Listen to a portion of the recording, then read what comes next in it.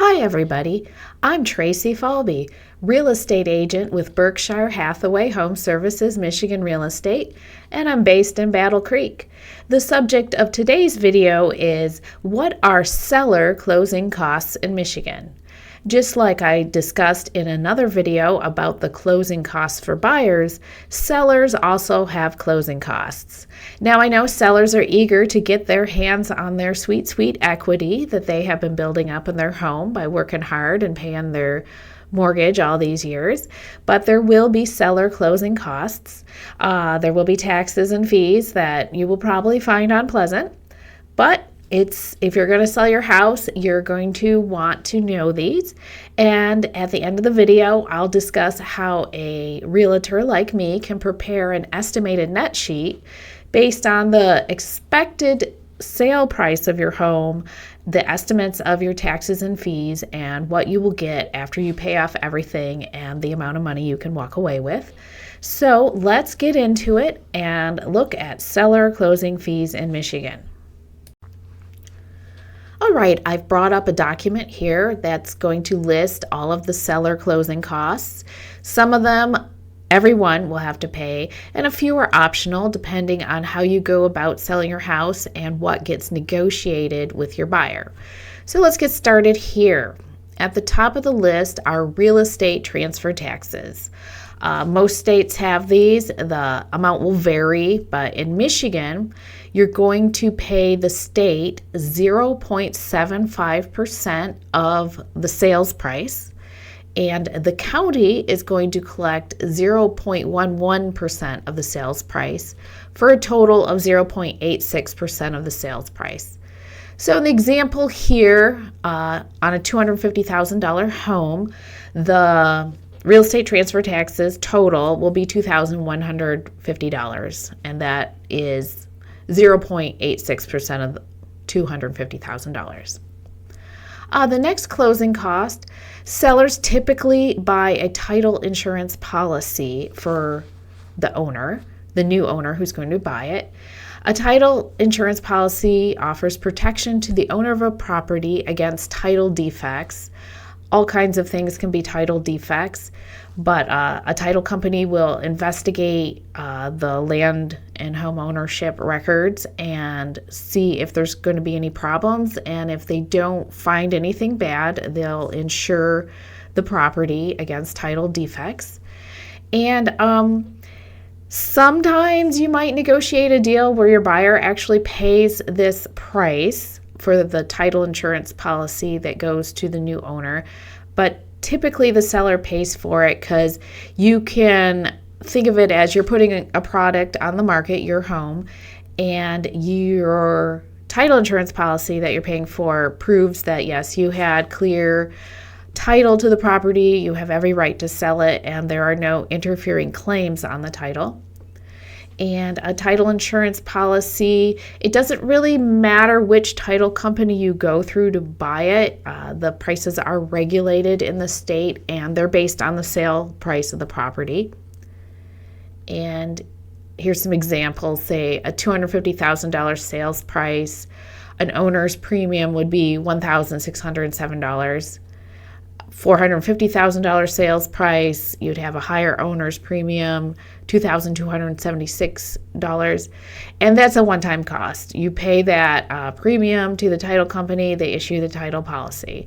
So most sellers can expect to pay that cost at closing because they will probably be buying the title insurance for the new owner. This is separate from lender's insurance that the buyer does have to pay. And they might get the seller to pay it, they might not. That's negotiable. So before you put your house on the market, you will want to know that there are no problems with your title. If you're using a real estate agent to list your property, they're going to want to know that there's no problems with your title because no one wants to get into a deal with a buyer and then find out that the title's not insurable because people... Well, they don't want to pay full market price for a house that has title defects because it will cost money to correct that. So as a seller, even before you put it on the market, you may want to go to a title company and have them check and see how insurable it is. Most of the time it's fine because you bought it and it had a clear title when you bought it, presumably because you got title insurance at the time. But you will want to know that there are no title defects before you go into listing, because it's going to make it difficult, perhaps impossible to sell, and you won't be able to sell it for proper market value because someone's going to have to spend money to try and clean up the title problem.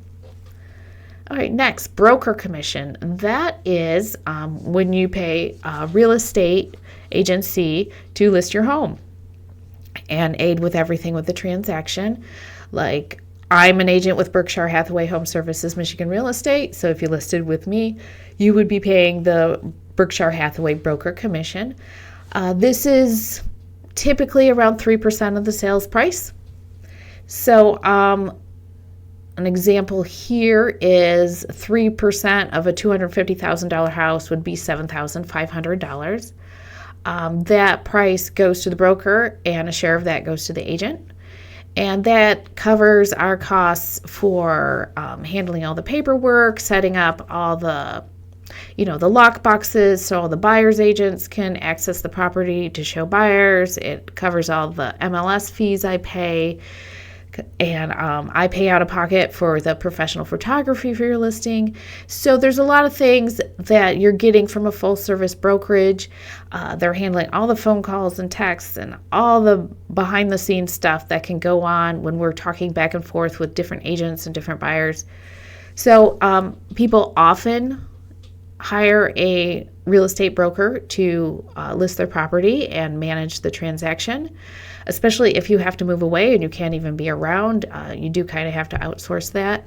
This fee, the broker commission, this is the main thing that a for sale by owner person is trying to avoid, because it's a big bill, and if you want to sell your house yourself, you can. There is the other seller closing costs, pretty much you're not going to get out of as a for sale by owner because you have to pay your taxes. But this is a for sale by owner is primarily avoiding this. And occasionally they might be avoiding any issues that a broker and agent might bring to light for a buyer. So there's that too, but not too much. Let's presume people are being completely forthcoming and trustworthy. So settlement fees for closing and document preparation. This won't be a huge bill, but it'll be a few $100s, probably starting somewhere in the 200s and then on up from there. This is to a title company to pay them for preparing the paperwork to close your sale. They escrow funds because they will be managing, the money comes in from the buyer, they pay out everybody's closing costs, and then they send the seller the final proceeds. So you're paying for those services. There will be some county recording fees. This is the cheapest one on the list, right around $50. It could be less, it could be more, but it's not a huge bill. But you will be paying the county recording fees because as the seller, you sign off on the deed. So there'll be the change of ownership recorded at the county, and they're going to charge for that. Property taxes. Yes, you're the owner. You're always paying property taxes. There will be a property tax closing cost on your final settlement statement. This is different than real estate transfer taxes. This is typically prorated between the seller and buyer. As the seller, you're going to pay up all the sales taxes due through the day that you sell it. Once again, you might negotiate a slightly different deal on what's going on with the taxes, but bottom line, somebody is paying them at closing to make sure all taxes that are due have been paid before the ownership transfers to the buyer. Because a buyer doesn't want to take possession of a property that has back taxes owed on it. So even if you don't have back taxes, like you're behind, your taxes are accruing every day of the year, and you're going to pay up through the date of the sale. Typically, we call it prorated. So that's typically when I write an offer, and most offers you're going to get as the seller, the buyer will have marked that they want to prorate the sales tax. So it's fair to do it. You pay the taxes for every day that you were the owner, and then it resumes with the new owner. But you are going to have to estimate that we'll estimate that on the net sheet because we don't know the exact sale date when it actually sells. And then on the day of closing, you'll see on your settlement sheet the final figure. Other liens. A lien is something recorded on your property by somebody who wants money from you that you did not pay. Now, primary lien that people have is your mortgage, and as the owner, you know you have a mortgage, so that is a lien that will get paid off. But other liens could be kind of anything. A mechanic's lien is if you didn't pay a contractor for work and they recorded a lien on your property. Typical ones can be for maybe you got behind on income taxes and the IRS is making a lien on your property to collect unpaid taxes. It could be child support. It could be you lost a lawsuit and someone had a judgment against you, and so they perhaps were able to put a lien on your property. It could be lots of things. So hopefully there aren't any. That's one thing title companies check for. And but if one or more of them exist, those are going to get paid off on your sale day, on your closing day. That will be a closing cost because your buyer doesn't want to get a property with any liens on it. They have their own liens. You take care of yours as the seller. Now, some properties are in a homeowners association. So similar to property taxes, you and the buyer are going to have to negotiate who's going to cover those home association fees. So often you as the seller pay up through when you sell the property. Sometimes it's for the year. Sometimes it's just through the month of the sale. It kind of depends on how your HOA does its billing and what you negotiate with the buyer. But it will be a closing cost to make sure that, okay, there are no HOA fees owed as of the day of the sale, and the buyer, the new owner, gets to start fresh. And then the mortgage, if you still owe anything on your mortgage, that has to be paid off at sale.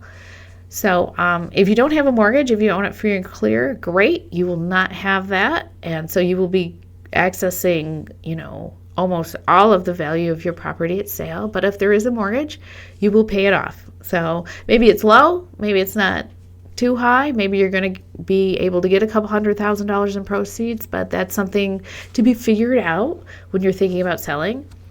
So if you're thinking about selling, you'd probably want to look at your mortgage account with your home lender and kind of see where you are, what you owe, and we can get exact payoff figures down the road when you're ready to list, and the title company will get a precise payoff figure calculated through the day of sale when it comes time to close. So if you do have an mortgage, you'll want to find out, at least very close, within $1,000 or so, what you still owe and what it would take to pay it off, so that you will know what you're going to make when you pay off all your closing costs. Final water and sewer bills. They can be on your closing costs on your final settlement statement, because once again, just like the other things, the escrow and title company is going to want to make sure, and the buyer is going to want to make sure you don't have any old utility bills owed to the city. If you're out in the country and don't have water and sewer, then that won't be an issue. But it's often there if you're on municipal water and or sewer. Those bills will be taken care of. It's typically not a huge closing cost, maybe a couple hundred here and there. It just depends on what you owe. It might just be the final month. You might have paid everything up and you're all good with the city, and so there isn't anything to take care of, but that will be checked, and there will be a little final water and sewer bill. Pay at close services if applicable. Sometimes a seller needs to get some repairs or upgrades done, especially if it's your buyer has requested that as part of the negotiation of the sale. And so sometimes a contractor will agree to get paid at close, especially if you're working on a deal and they know it's going to get settled in a few weeks. So that would be a closing cost at the day of sale. So it just depends on if you hire someone for a pay at close service. You can pay a contractor out of pocket to fix something to complete the sale. you'll need to document that with the buyer, but it's not necessarily a closing cost on the day of sale that's going to be on your settlement statement. But if you had a pay at close arrangement, then yes, it's going to come out of your proceeds on the day of sale. Okay, now we will talk about possible seller concessions, also known as buyer incentives. So as you're seeing as a seller, there are lots of closing costs. Your buyer, especially if that buyer is getting a home loan, will have many more closing costs than you. So it is possible that you might negotiate an agreement where you are going to credit back some of your proceeds to cover your buyer's closing costs. These are often known as seller concessions, and this could, cover all kinds of different things depending on what you negotiate. So it could be to cover the loan origination fees. It could be to pay for the lender's title insurance policy. It could be to put some money towards setting up the prepaid property tax and homeowner's insurance that the buyer has to get set up for their home loan. So this is negotiable. A seller does not necessarily always pay concessions. It's something you will probably get asked for when buyers write offers, because why would a buyer not ask? But you are not forced to do this. It's something you say yes to or no to, or maybe you negotiate and do some of it. But it is something, when you list your property, be prepared to see offers that will ask for seller concessions, aka buyer incentives. And then you take it from there. It's a yes, no, or let's talk about situation. So you could get an offer where the buyer doesn't ask for anything. Yay, that's great. But if they do, and you agree to cover some of those seller concessions, that will be a closing cost collected from your proceeds on the closing day. So what is a seller net sheet in Michigan? This is something a realtor prepares, and it is just, we run the comps, we talk to you, we look at the condition of the house, we come up with what will be our likely listing price. So it would be an estimated sale price. So that's our starting number. Then we list all the taxes and fees and services, liens, mortgages, and subtract all that out. And then you get a final estimated proceeds. So that when you're talking to realtors about selling your house, that would be something I prepare. So you can kind of see, because especially if you have still owe a lot of mortgage, you're going to want to see where are these closing costs landing, what's the mortgage, what's the likely sales price, what are my proceeds going to be, because that's an important consideration when you want to sell. So if you would like to talk about selling your home or have me prepare an estimated seller net sheet, please reach out. My name is Tracy Falbe. I'm with Berkshire Hathaway Home Services Michigan Real Estate. I'm in Battle Creek, and I can help you sell anywhere in the area, Marshall, Calhoun County, Galesburg, anywhere nearby. My phone number is 269-967-6589. You can call or text. And the information from this video I have put in the description for your reference. It's also at my website. So please leave a comment. If you have any questions, I can answer the question on the video comments if you like, or just call or text me. I will respond. Thank you for watching, and I hope the seller closing costs list was not too depressing for you. Yeah, it costs money to sell a house. It costs money to buy a house. It's just how it is. So hopefully you have lots of equity and you can still walk away with a good payday. Thank you for watching.